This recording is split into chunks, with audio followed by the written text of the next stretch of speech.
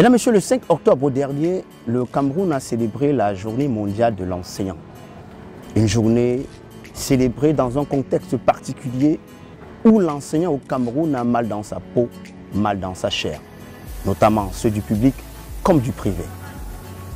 S'il n'est pas chiffonné, insulté, il est méprisé. Pourtant, c'est un corps de métier qui a fait courir pas mal de personnes hier, mais aujourd'hui, de moins en moins, les gens s'y intéressent. Vous l'avez compris, nous allons faire une incursion dans le monde de l'éducation.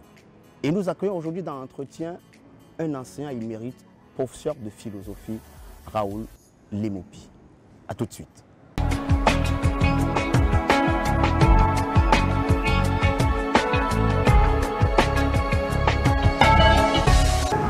Bonjour Monsieur Raoul Lemoupi, comment vous sentez-vous ce matin?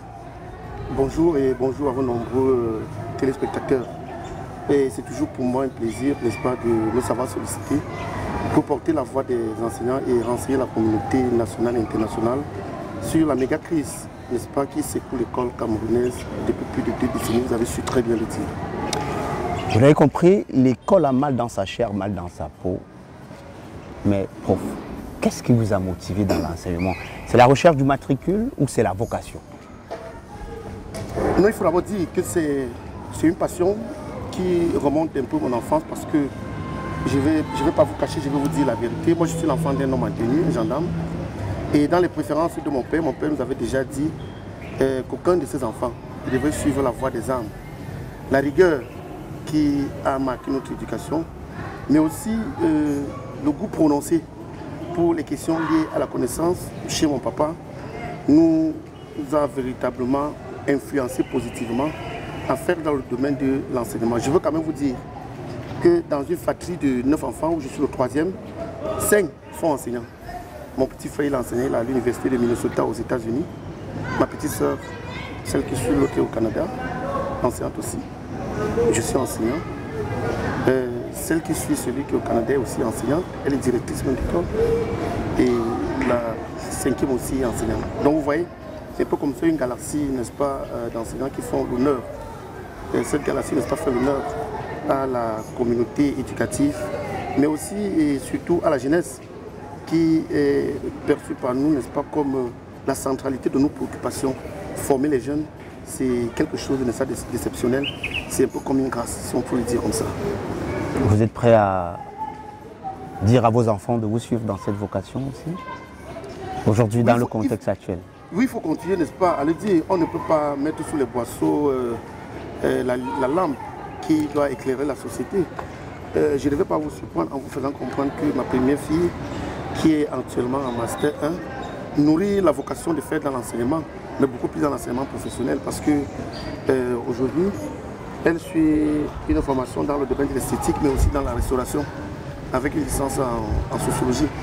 Elle m'a fait très bien comprendre que la trajectoire, c'est, n'est-ce pas, d'accompagner les jeunes qui voudraient faire, n'est-ce pas, dans l'entrepreneuriat et de leur donner les moyens d'abord affectifs pour ce qu'ils veulent faire, mais aussi épistémologiques, c'est-à-dire relatifs à la connaissance, parce qu'il faut qu'on le dise quand même, la tendance chez nous à faire dans l'enseignement est peut-être quelque chose de diminué.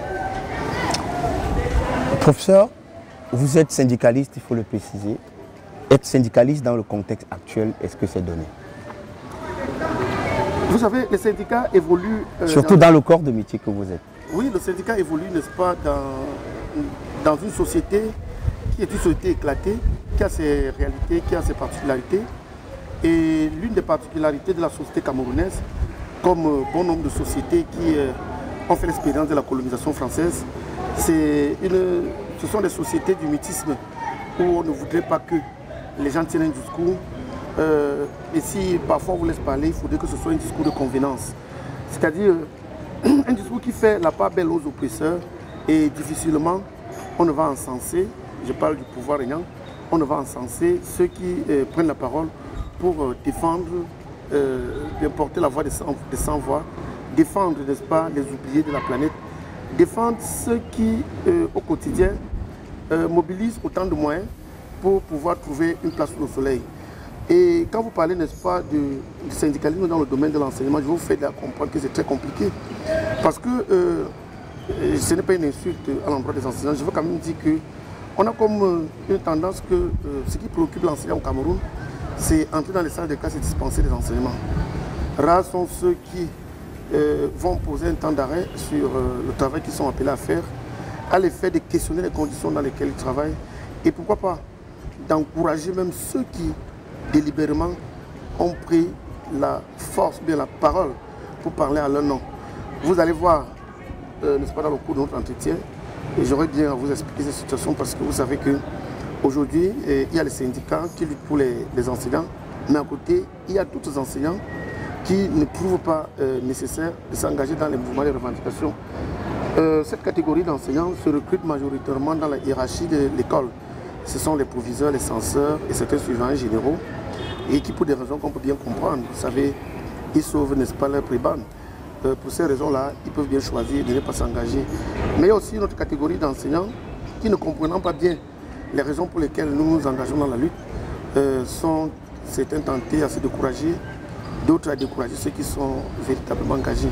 Donc, nous évoluons dans un univers chaud et c'est aussi cette chaleur-là qui nous donne assez de tonus pour continuer, n'est-ce pas, à revendiquer.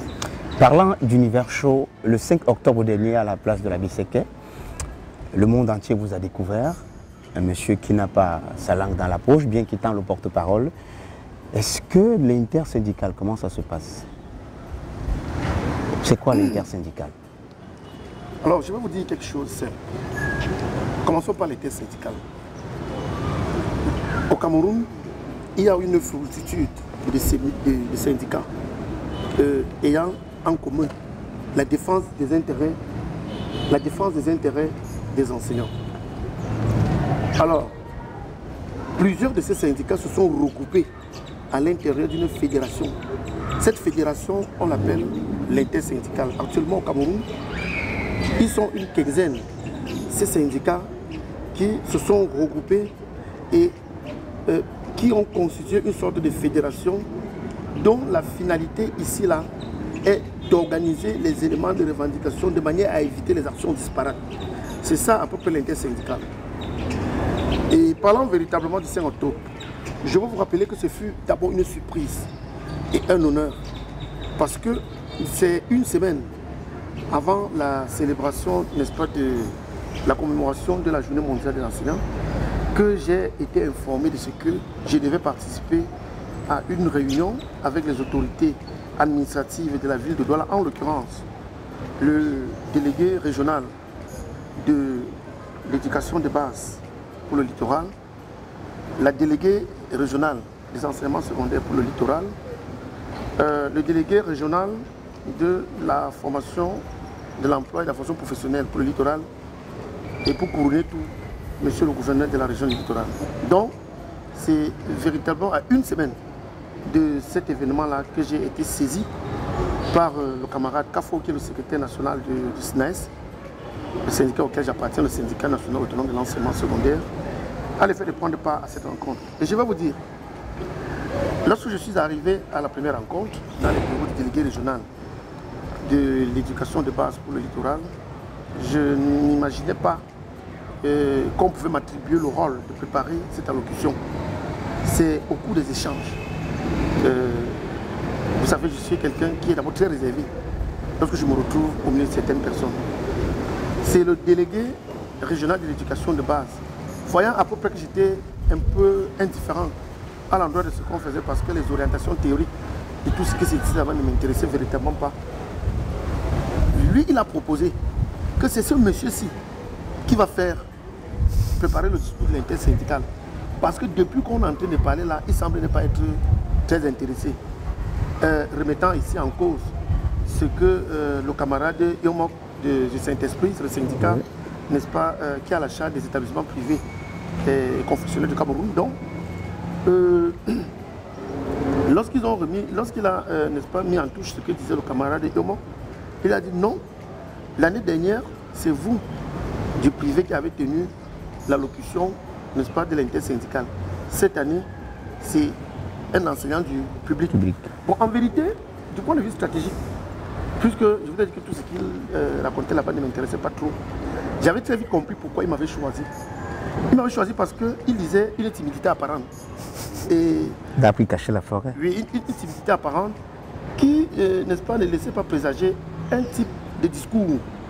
Un peu comme si, par ma présentation, n'est-ce pas, physique, par mon apparence, je ne pouvais tenir qu'un discours qui est un discours de complaisance, un discours de connivence. Alors, nous sommes, n'est-ce pas, séparés, n'est-ce pas, sur un ensemble d'accords. Par exemple, que c'est moi qui vais préparer le discours si telle personne a fait quelque chose. Et nous avons pris rendez-vous pour le mercredi de la semaine considérée. Alors, ce mercredi-là, je n'ai pas trouvé un intérêt de m'y rendre. J'ai été appelé par le camarade Yoma. Il m'a fait comprendre qu'il y a une autre réunion, une autre rencontre pour jeudi. Alors jeudi, j'arrive là-bas, j'étais même en retard. Bon, ils m'ont demandé qu'est-ce que j'ai préparé. Je leur ai présenté les grands axes de mon discours. Parce que connaissant à peu près le jeu, je n'avais pas besoin de leur dire exactement ce qui était dans ma tête. Ouais. Et jouant un peu au jeu, n'est-ce pas, du lièvre. C'est-à-dire qu'il ne veut pas monter. Ouais. J'étais toujours un peu très réservé. Alors ils ont été rassurés. Il y a le délégué régional de l'éducation de base qui a voulu, n'est-ce pas, enrichir les axes de réflexion que j'avais préparés, me demandant par exemple que je dois mettre ceci, je dois faire ci. Je lui ai fait comprendre que je ne suis pas venu ici faire dans la dictée préparée.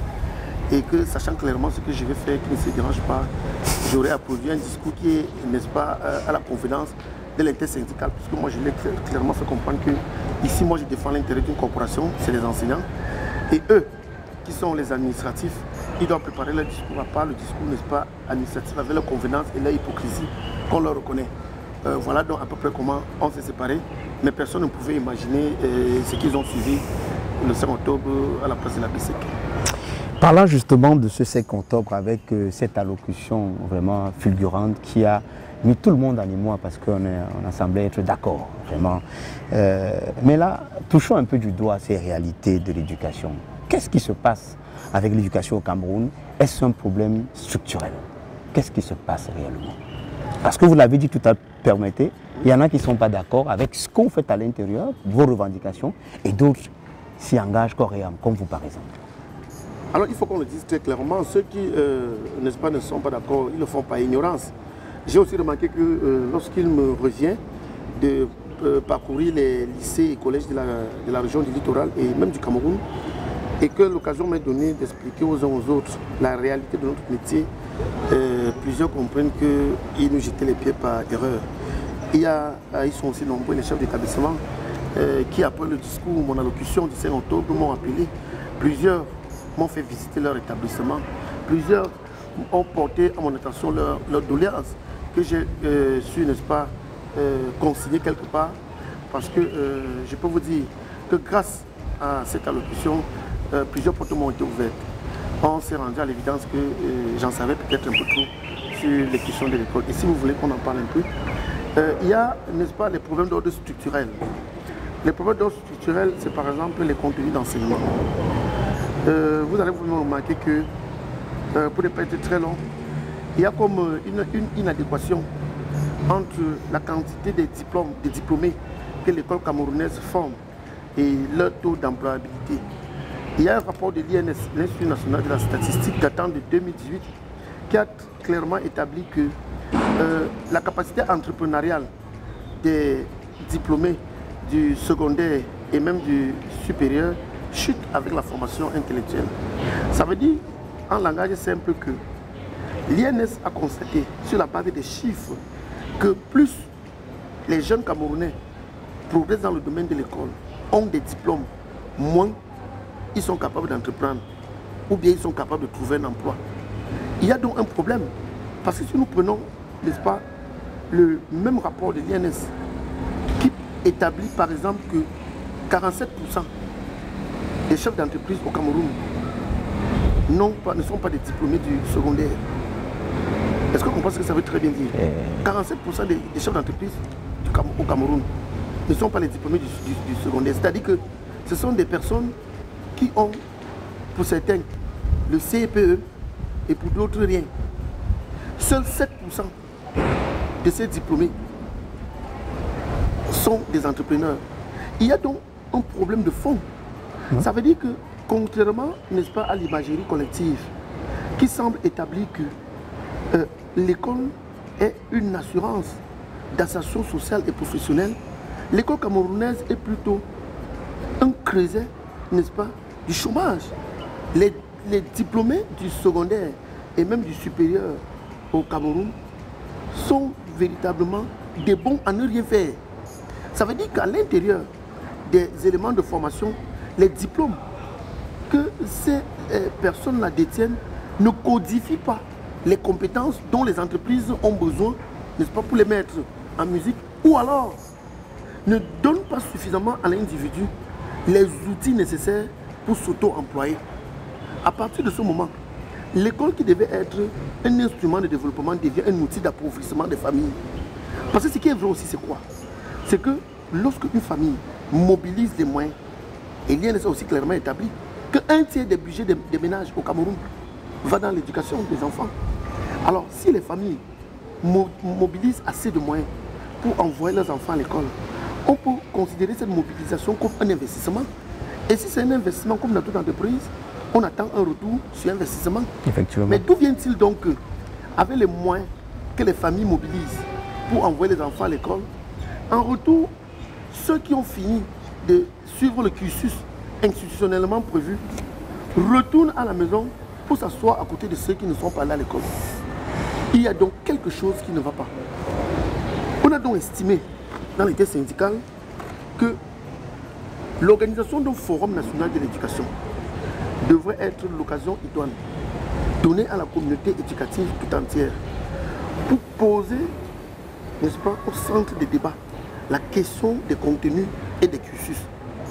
Comment pouvez-vous imaginer que pour apprendre à un enfant à faire le rond, il doit faire 4 ans à la maternelle? Comment pouvez-vous imaginer que pour amener un enfant à reconnaître une droite, il doit faire 7 ans au primaire? Et quand on regarde les produits du primaire, vous vous rendez vite compte qu'aujourd'hui au Cameroun, le seul baromètre qui peut donner une idée sur les compétences que la formation ou moyen de donne, ce n'est que l'entrée en 6e. Parce que le CEP ne représente rien.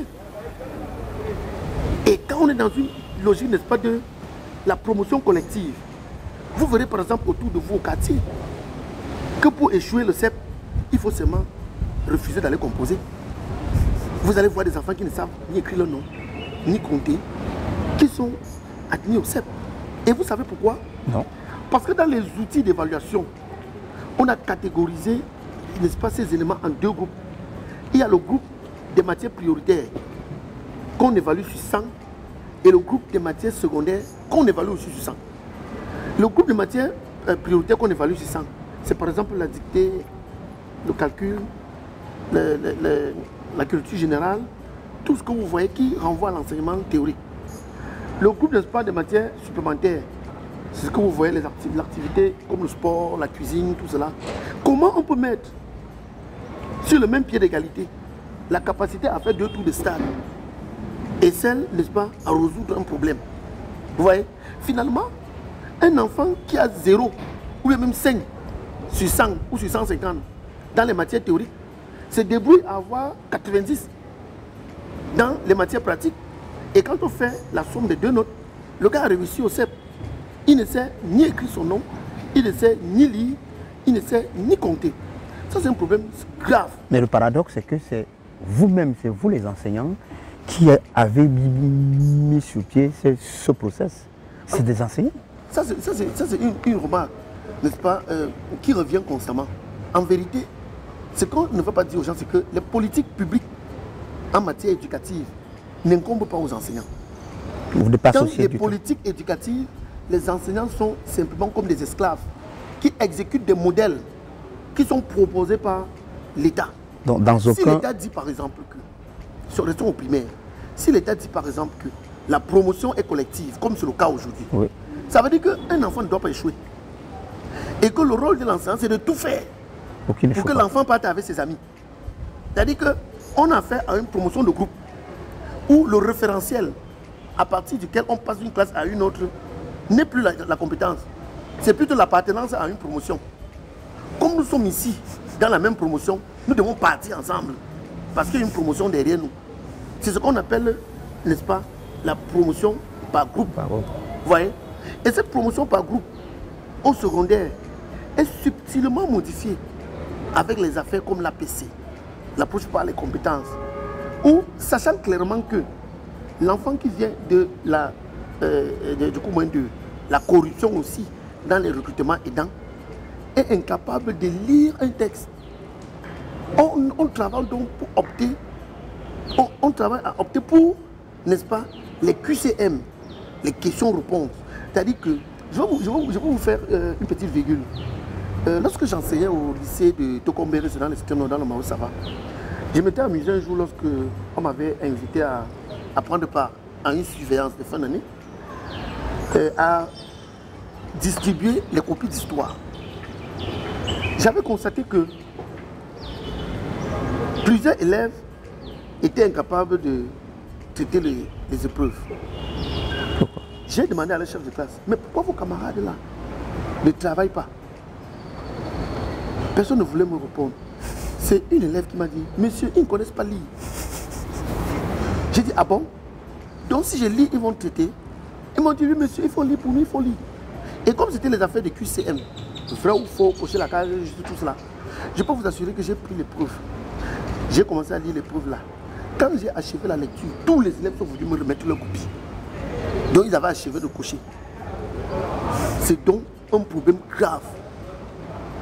C'est un problème grave. Quand on parle de problèmes structurels, c'est d'abord au niveau des contenus, n'est-ce pas? C'est aussi au niveau de l'étalage de cette formation. Je prends un cas simple. Aujourd'hui, par exemple, en terminale, on a entre 12 et 14 matières. En Algérie, on a 6 matières. Vous ne voyez pas qu'il y a un gap? Vous pensez qu'en 9 mois, on peut former quel enfant sur un échantillonnage de 14 matières? Et même quand on rentre dans le contenu de ces matières, il n'y a véritablement rien, dans leur immense majorité, qui prépare l'enfant au monde de l'entrepreneuriat tel que les politiques les clament au quotidien. Ça veut dire qu'il y a une tromperie sur la marchandise. Quand on aura fini, par exemple, d'enseigner la fougère, l'enfant fera quoi avec la fougère? Quand on aura achevé d'enseigner la libellule, vous pensez qu'il aura besoin de la libellule dans son entreprise? On a dit que l'école camerounaise doit servir à quelque chose. Et c'est là le plus gros problème. Et vous savez pourquoi l'État ne se bouscule pas trop? Parce que cette réforme de l'école implique au même moment aussi la mobilisation des moyens énormes. Or, dans le contexte actuel, l'État a abandonné l'école aux parents. Il faut le dire. Et les parents payent déjà beaucoup pour financer l'école. Regardez un peu. Si vous prenez la loi d'orientation de 98, en son article 2, l'État dit que l'école constitue une grande priorité pour l'État. N'est-ce pas? Mais au même moment, l'État crée les établissements et ne construit pas les salles de classe. L'État crée les établissements et ne forme plus les enseignants, comme c'est le cas depuis cette année. L'école normale forme les auditeurs libres. L'école normale ne forme plus le personnel fonctionnaire. Si nous prenons le cas du lycée qui nous accueille aujourd'hui, le lycée de Brazzaville, autrefois CS, a été créé en 1991. Ça fait 32 ans que cet établissement a été créé. En 32 ans, l'État a construit un bloc administratif que vous voyez et 4 salles de classe. En 32 ans. En 32 ans, 4 salles de classe pour un effectif actuel de 82 salles de classe. 68 salles de classe ont été construites par les parents. Vous voyez? Et c'est comme ça partout. Donc, lorsqu'on pose des problèmes, c'est parce que le recul de l'État en termes d'investissement génère d'autres problèmes. Les effectifs pléthoriques, n'est-ce pas? Et comme le besoin est de plus en plus réel, fort, on a, n'est-ce pas, une érection un peu partout des établissements privés dont les contenus même de formation et la qualité des personnes qui y interviennent n'est pas toujours assurée. Vous voyez? Le retard dans l'investissement qu'on observe chez l'État a donc des conséquences ravageuses sur tout le système éducatif camerounais. Pourtant, les plans d'urbanisation, les plans directeurs de la ville devaient prévoir les établissements scolaires et les politiques inclusives devaient donner, n'est-ce pas, aux législateurs les moyens de mettre sur pied des lois à la hauteur, n'est-ce pas, des mutations démographiques. Mais comment comprendre par exemple qu'aujourd'hui, si on prend un quartier comme Yassa, tout le monde est en train de voir comment Yassa se construit, n'est-ce pas? Est-ce qu'on vous a déjà pointé du doigt un espace qu'on a réservé pour la construction peut-être d'un lycée technique là-bas? Non. D'un lycée d'enseignement général? On n'a rien fait. Les gens s'installent comme les moutons. Après, un moment venu, on va dire il n'y a pas les établissements scolaires, laissant maintenant au privé la possibilité de prendre en otage les familles. Est-ce qu'on se fait comprendre?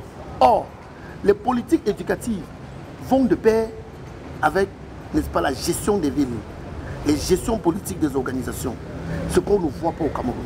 Là, je suis du point de vue structurel.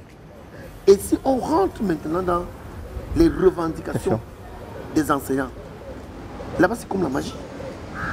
Parce que je pense que depuis l'année dernière, lorsque les collègues ont lancé le mouvement, on a trop supporté OTS.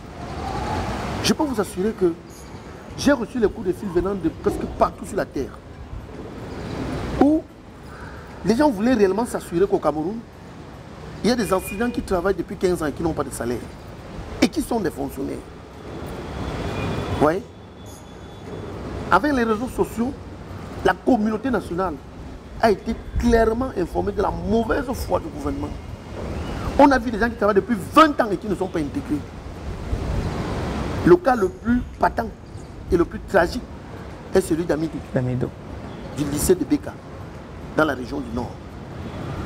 Vous avez vu un oublié de la fonction publique qui depuis plus de 10 ans travaille, reconnu comme tel par son chef d'établissement, mais n'a pas de salaire, obligé de cultiver les champs, de faire le petit commerce pour se nourrir.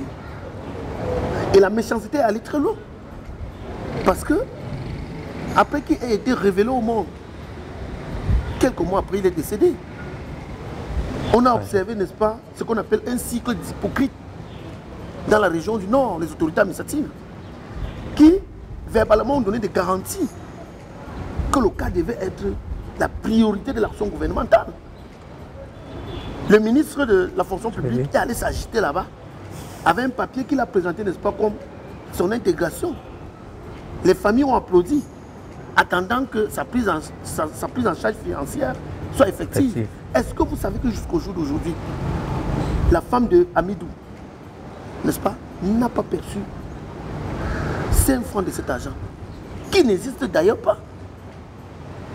C'est pendant cette période-là que les gens ont compris que depuis plus de 12 ans, pour certains 20 ans, les enseignants n'avancent pas. Parce que dans l'organisation de notre profession comme enseignant, l'enseignant est appelé à avancer, sauf faute professionnelle clairement reconnue. Il est appelé à avancer toutes les 2 années. Vous voyez? On a vu des gens 10 ans sans avancement. Certains, pour la prise en charge des allocations familiales, rien. D'autres, pour les questions maladie, rien. Le statut général de la fonction publique dispose que lorsqu'un enseignant décède, c'est l'État qui doit mettre à la disposition de sa famille un cercueil et prendre en charge les frais de ses obsèques. Il en est de même pour son épouse et ses enfants légitimes. Avez-vous déjà vu ça au Cameroun? Pourtant, les gens montent les dossiers par rapport à tout ça. Mais rien n'est fait.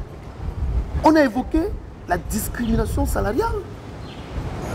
Et vous savez, vous avez écouté sur la place de la BC que le 5 octobre, ce que j'ai dit. J'ai pris le cas d'un fonctionnaire de la police et d'un enseignant, en précisant très bien qu'en prenant cet exemple-là, je ne suis pas en train de jalouser les policiers. Parce qu'on a fait remarquer clairement que même leur salaire, là, n'est-ce pas, ne vaut pas celui de leurs homologues des pays ayant le même niveau de développement que le Cameroun. Comment pouvez-vous comprendre qu'un fonctionnaire de la police, à l'indice 950, a un salaire de base de 417 000 francs? Là où un enseignant, à l'indice 1140, le sommet, n'est-ce pas, de l'échelle chez les enseignants, 1140, à un salaire de base de 288 000 francs. Vous voyez? Et maintenant, demandez-vous combien un fonctionnaire de la police peut avoir comme salaire de base à l'indice 1140. Nous avons dit qu'à indice égal, salaire égal. C'est facile à comprendre. Que l'État, n'est-ce pas, leur donne les primes de toutes sortes. Vous savez qu'ils ont les primes de port de tenue. C'est-à-dire que quelqu'un travaille, on lui donne la tenue, mon père encore, c'est là compris. Vous voyez? Ils ont les primes de port d'armes. Vous voyez? C'est quand même surprenant, non? Ils ont les primes en tant qu'officier de police judiciaire. Bon, pourquoi nous n'avons pas les primes de crédit? Raison pour laquelle vous revendiquez un statut spécial. Alors c'est justement pour ces raisons que, fort de cette discrimination salariale, on s'est dit, on ne peut pas continuer, n'est-ce pas, à demeurer, les laisser pour compte de la société, les essuie-pieds de la République. Et je peux vous dire, nous tenons le bon bout. Parce que ce que nous avons en main, la jeunesse, est une arme fatale. Vous savez que plusieurs familles envoient leurs enfants à l'école maintenant simplement pour se débarrasser d'eux. C'est-à-dire que nous ne voulons pas laisser les enfants à la maison. Donc on dit allez à l'école. Autour de vous, vous voyez constamment comment pendant les vacances, les parents sont dépités. Qu'est-ce que les enfants se font à la maison? Il faut que l'école revienne vite. Vous voyez? Mais on envoie ces enfants donc à qui? À ceux qu'on refuse de payer, à ceux dont on a confisqué les salaires. Vous voyez? C'est donc un problème sérieux. Et on se dit que face à cette situation où il y a de cela 2 ans, l'État du Cameroun a harmonisé l'âge de départ à la retraite. C'est-à-dire que, rappelez-vous très bien qu'en 1996, lorsqu'on a introduit une discrimination dans le traitement salarial, on avait, n'est-ce pas, établi que les enseignants, comme le plafond indiciaire est à 1140, ils vont à la retraite à 60 ans. Les administrateurs civils, comme le plafond indiciaire est à 1400, ils vont à la retraite à 55 ans. Il y a de cela 2 ans.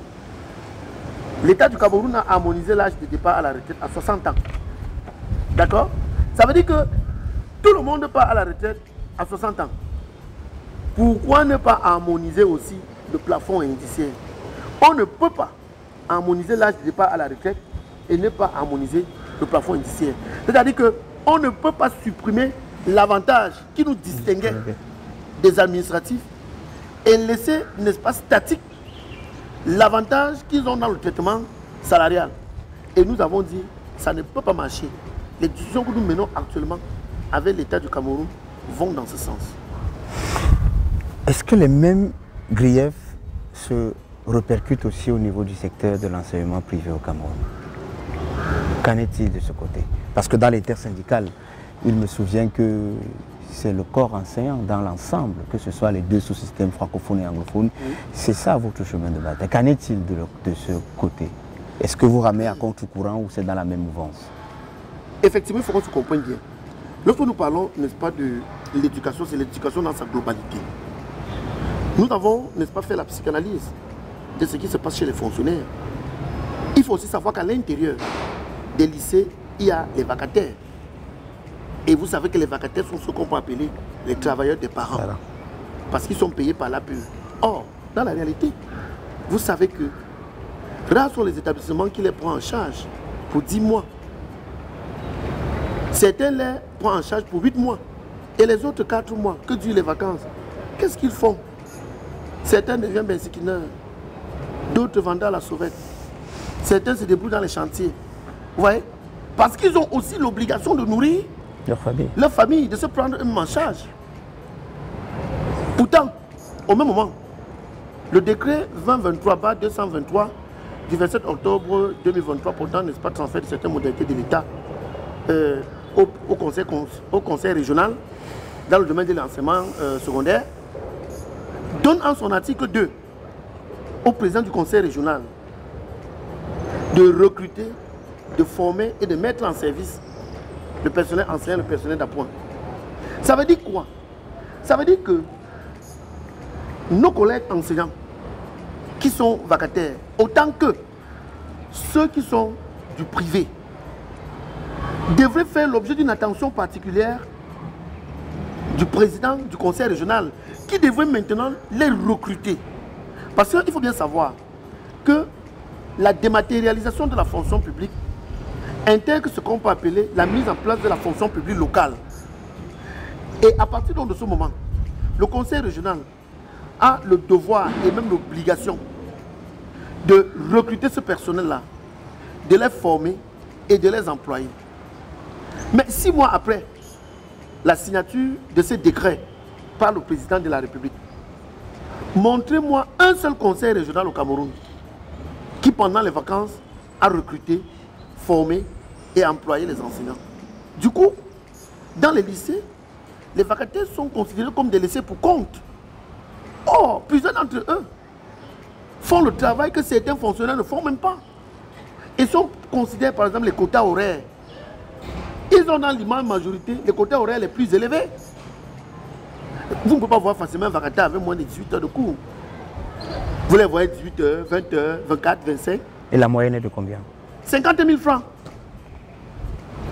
C'est un problème sérieux qui met même d'abord en péril la vie du vacataire, parce qu'il faut même d'abord qu'il puisse se nourrir. Il faut qu'il puisse s'habiller pour ressembler à quelqu'un. Parce que s'il ne se nourrit pas bien, la tentation, c'est de venir susciter les beignets à l'école avec les enfants. Et on a vu des cas comme ça. S'il n'est pas autonome financièrement, la tentation, c'est de procéder à l'arnaque des enfants. Multiplier les activités financières pour avoir de l'argent. Et vous voyez, ça n'honore pas l'État, ça n'honore pas l'école. Et si vous voulez qu'on s'arrête un peu sur l'enseignement privé au Cameroun, c'est un peu comme si on quitte le purgatoire pour l'enfer. Parce que là-bas, il n'y a pas de contrat de travail. Pas de contrat à durée déterminée. Pas de contrat à durée indéterminée. Ce sont les enfants des gens qu'on laisse comme ça à la merci des négriers des temps modernes, que sont les fondateurs. Il faut le dire très clairement. Faites un tour dans la ville de Douala. Demandez à combien de fondateurs ont des contrats de travail avec leurs employés. Les employés n'ont pas de contrat de travail. Ils peuvent être chassés, n'est-ce pas, à tout moment. À tout moment. Il suffit simplement que la femme du fondateur fasse un mauvais rêve. Et qu'il le matin, qu'elle dise au fondateur, bon, j'ai vu le gars, c'est dans mon rêve. C'est fini. Le rêve devient réalité. On le remercie. Vous voyez? Le paradoxe, c'est quoi? Le paradoxe, c'est que, au même moment qu'ils sont mal payés, sous-payés, déshumanisés, au même moment qu'ils mènent, n'est-ce pas, une existence infra-humaine, au même moment, ce sont eux qui donnent les meilleurs résultats. Vous n'avez qu'à considérer les classements OBC. Ils sont toujours premiers aux examens officiels, mais derniers dans le traitement salarial. Et si on arrive, n'est-ce pas, à cette situation, alors que le contrat social qui institue l'État codifie aussi les rapports, il y a un arbitre impartial qui a été désigné pour arbitrer les différends entre les fondateurs et les employés. Mais si les choses perdurent, c'est que véritablement, l'arbitre impartial est inscrit dans une logique de la connivence avec les fondateurs. C'est-à-dire que quoi? Un fondateur abuse des droits du travailleur, l'enseignant, dans le cas d'espèce. Celui-ci va se plaindre à l'inspection du travail. Le fondateur qui devrait régler le litige en donnant à l'enseignant ce qu'il revendique, utilise plutôt parfois l'argent que l'enseignant revendique, multiplié parfois par 5 ou par 10, pour corrompre l'argent, n'est-ce pas, de l'inspection du travail. Parce que l'esprit ici est, n'est-ce pas, de toucher la psychologie du travailleur, lui montrer qu'il ne vaut rien et qu'il n'est rien. On a vu des cas où c'est à l'inspection même du travail que le fondateur vient donner l'enveloppe à l'enquêteur public. Vous voyez un peu? Et c'est quelque chose de grave. Vous allez remarquer que les mouvements de revendication qui sont prégnants dans le secteur public tardent justement à prendre dans le secteur privé parce que ici, là, il s'agit pour les travailleurs de repenser leur rapport à la mort. Puisque s'ils arrêtent de travailler, c'était bon pour eux, ils vont mourir. Maintenant, s'ils travaillent, ils doivent travailler dans quelles conditions? C'est ça toute la question. Parce que le fonctionnaire, il peut bien arrêter de travailler, il y a la loi qui le protège. Il sait qu'il a 19 jours. Il peut arrêter de travailler pendant 17 jours. Le 18e jour, il vient dans la salle de classe, il fait le cours. Il filme les cahiers de textes, il arrête pour attendre le contentieux. Maintenant, l'enseignant du privé, qu'est-ce qu'il fait? Le vacataire, qu'est-ce qu'il fait? C'est donc la raison pour laquelle, depuis 2 ans, où nous, moi particulièrement, moi, qui ai eu à porter le combat pour la gestion humaine des frais d'APE, nous sommes arrivés à contraindre Madame la ministre d'enseignement secondaire à fixer un plafonnement des frais d'APE. Parce que regardez, si vous prenez les décrets de 98 et de 2004 qui fixent les modalités d'utilisation de l'argent de l'APE, le décret de 2004 est clair. La priorité, c'est les enseignants. La priorité, c'est les enseignants. Mais prenez n'importe quel bureau de l'APE au Cameroun. La priorité, ce n'est pas les enseignants. La priorité, c'est les bâtiments. Parce qu'il est plus facile de voler dans les bâtiments. La priorité, c'est les activités parasitaires. Puisque si on cale les salaires, par exemple, des vacataires à 80 000 francs, prenons seulement ce minimum. C'est ce qu'on appelle les dépenses incompressibles. C'est-à-dire qu'on sera obligé de payer les 80 000 francs. Bon, maintenant, on met à 50 000 francs. Si on prend 50 000 francs, ça veut dire que dans les frais d'APE de chaque enfant, on prélève à peine 1000 francs pour payer ceux qui ont la charge de les encadrer tous les jours. Vous voyez que ce n'est pas normal. Ce n'est pas normal justement parce que les managers sérieux devraient placer la ressource humaine, la richesse humaine au cœur de leur politique de gestion. Nous avons demandé, et la discussion est en cours avec Madame la ministre d'enseignement secondaire, nous avons demandé qu'un décret spécial soit rendu public dans lequel on définit exactement la quote-part des enseignants dans les paiements des frais d'appui. Nous avons proposé pour un début 40% des frais d'appui. Vous savez bien comprendre? Parce qu'il y a un travail qui a été fait par le SNES en 2020.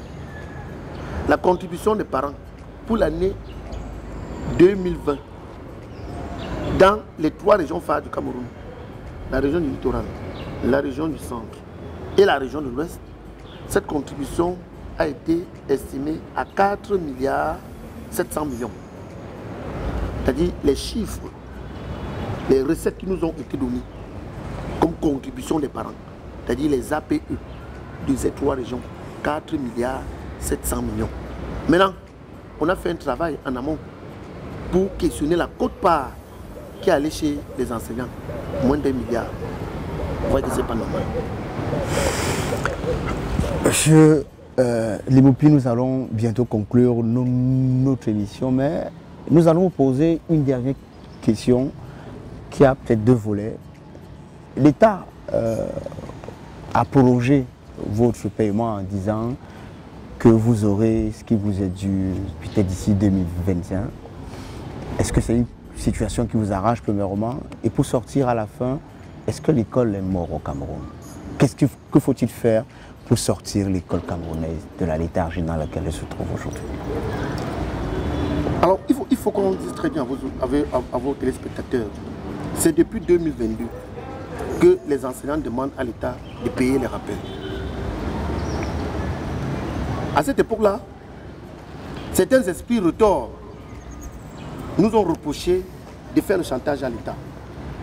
Ils nous ont demandé d'aider l'État à éviter une année blanche. C'était l'année dernière. C'est-à-dire de rentrer dans les salles de classe, de continuer d'enseigner, d'évaluer, de corriger et de proclamer les résultats.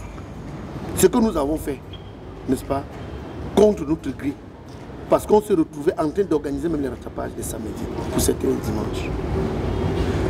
Le pic que ces gens avaient donné, c'est que si vous faites ce travail-là, et qu'en retour, l'État ne paye pas vos rappels, vous avez la latitude de faire grève.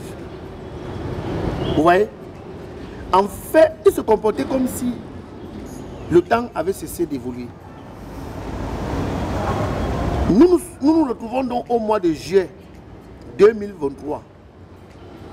Constatant donc que le mois d'août, qui était considéré comme le mois butoir pour les paiements de nos rappels, arrivait, l'État va se précipiter à convoquer une réunion avec l'intersyndicale et avec d'autres leaders de la société civile pour établir un calendrier de paiement de ce rappel qui, selon l'État, devait commencer en août 2023 et s'achever en décembre 2025.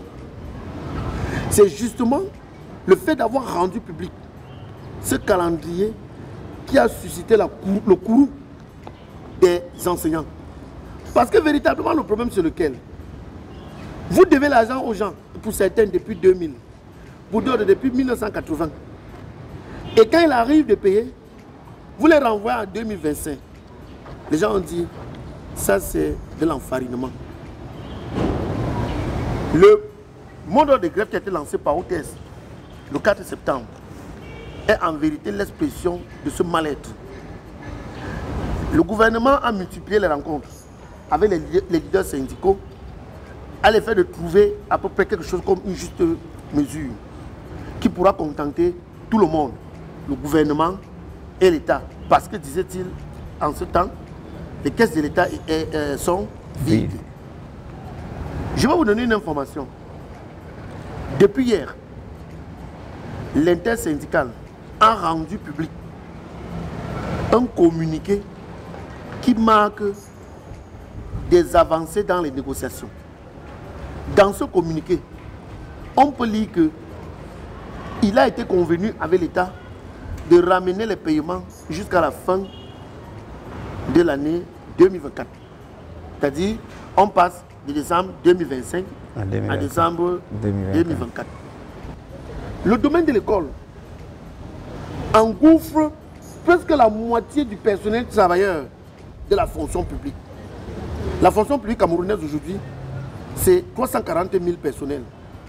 L'éducation dans son ensemble, c'est 171 000 personnes.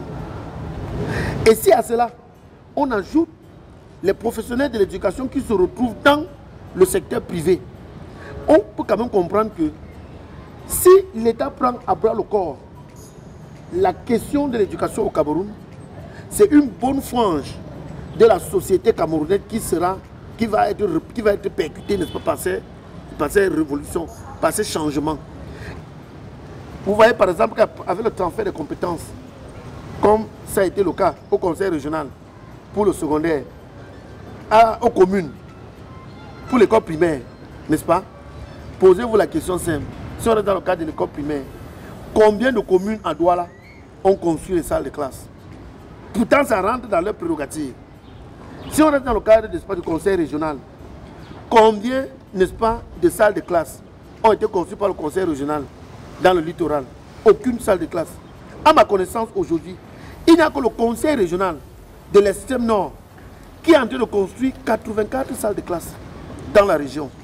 Voilà à peu près des petites choses qui peuvent marquer, n'est-ce pas, de manière significative l'école camerounaise. Voilà par exemple, si le conseil régional prend sur lui de recruter les enseignants pour donner vie à la fonction publique locale, je peux vous assurer, ce sont peut-être des petites choses, mais ce sont de grandes choses. On va quand même réduire la pression qu'il y a sur les parents. Parce que vous voyez, ce sont les parents qui doivent payer les enseignants vacataires. Ce sont les parents qui doivent acheter le matériel de travail. Ce sont les parents qui doivent construire les salles de classe. Or, ces parents, en majorité, sont victimes d'un système qui ne leur a même pas d'abord donné les moyens d'avoir des emplois décents. Donc, on est dans une logique, n'est-ce pas, à la fois de la tromperie sur la marchandise, mais aussi d'exploiter les plus pauvres. Monsieur Raoul Libopi, c'est ici que nous allons mettre un terme à cette émission. Nous sommes d'autant plus fiers On l'a su, vous êtes vraiment très prolixe et en matière syndicale, en matière de l'éducation au Cameroun, vous en avez la maîtrise et vous êtes d'ailleurs très pertinent dans votre réaction. Vous êtes sorti sur une note d'espoir en disant que le politique devait véritablement s'impliquer, que ce soit dans les lycées et les écoles. Il faudrait aussi que les anciens aussi s'approprient la chose politique parce que, étant dans les sphères politiques, ils peuvent impulser et implémenter certaines choses pour que l'école aille de l'avant. Effectivement, c'est cela. Je pense qu'avec la décentralisation qui donne le pouvoir, n'est-ce pas, à ce qu'on peut appeler n'est-ce pas, les administrateurs locaux, avec la décentralisation, on a l'espoir que le conseil régional, les communes, les mairies peuvent, n'est-ce pas, jouer leur part de partition et donner une chance à toute cette jeunesse qui ne demande soit qu'à fréquenter, soit qu'à travailler. Et à ce niveau donc, moi je reste convaincu, et vous l'avez si bien dit, qu'il faut redynamiser les cellules dormantes. Les cellules dormantes ici sont à peu près ces enseignants-là qui ne sont pas très pressés de rejoindre les mouvements de lutte. Mais c'est aussi les cellules dormantes, aussi, c'est les acteurs politiques qu'il faut constamment bouger. Il faut rappeler à ces personnes que le pouvoir qu'ils ont reçu, ce n'est pas simplement pour se faire plein les poches. Le pouvoir, c'est pour résoudre les problèmes de tout le monde, c'est pour résoudre les problèmes de la collectivité. Parce que dans tous les cas, c'est un seul et même pays qu'on construit, on n'a pas deux pays. Et si toutes les choses se déroulent bien, c'est toute la République qui sera contente. Pour conclure, vous restez enseignant et fier de l'être? Je reste enseignant. Je suis à relativement 20 ans de travail dans le domaine. Je peux vous assurer que si je voulais partir, j'ai fait une virgule, n'est-ce pas, sur ma famille. Si je voulais partir, je serais parti depuis. Donc on est encore là, on continue la lutte avec l'espoir que les choses vont changer. Mesdames, Messieurs, la lutte continue. Restez connectés sur Reflet d'Afrique. C'était tout pour Entretien pour ce jour. À très bientôt. Restez connectés.